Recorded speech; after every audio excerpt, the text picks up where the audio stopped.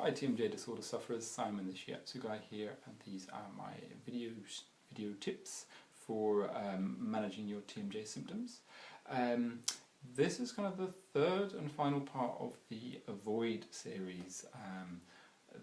Things that I've been recommending you avoid so far: chewing on things that are hard and not meant to be chewed on, nails, pens, etc. The second one was Botoxing your muscles, because it just may not be a good idea. And what if you can't chew, right? And what are the other things that might be going on in your body? This one is surgery. I would recommend avoiding surgery unless you have checked out every alternative, every possibility, because if you go to a surgeon, what occurs to the surgeon is take a knife and cut, because that's what he's been taught. He's probably expert at it, but maybe you don't need to go that drastic that soon.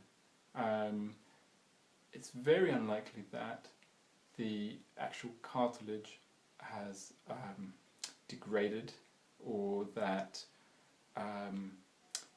that there's actually something wrong with the joint. I mean, you get a scan if you can, but just releasing the tension in these muscles will actually take the pressure off of this.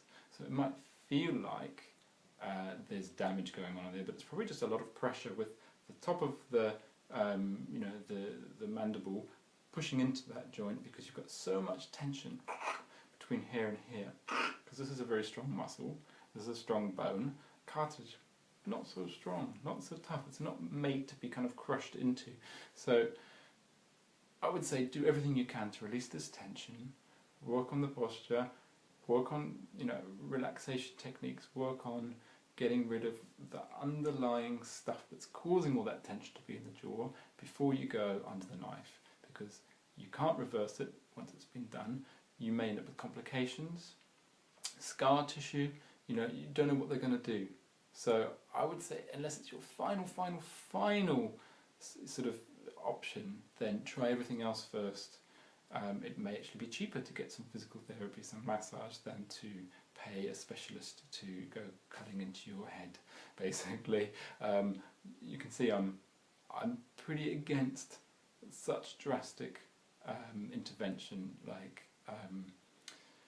I've just heard of so many horror stories, not necessarily with the jaw, but like people like, oh, they went for knee surgery and it was meant to be keyhole, and they just cut out too much cartilage because when they got in there it was a mess, but and then they've had pain ever since. Or like shoulders and things like that. So if you're out because they're doing a surgery and they find something, you can't go, no, okay, let's just forget about this and I'll be fine. You're out, you've signed a form or whatever, disclaimer, waiver, they're in there, they're going to do what occurs to them. I'm not knocking surgeons, because they've done loads of medical school and they've got experience and abilities that I wouldn't even dream of having, but they're going to do their job when they're in there, and it may not be the job you want them to do, and when you wake up it's too late, it's done.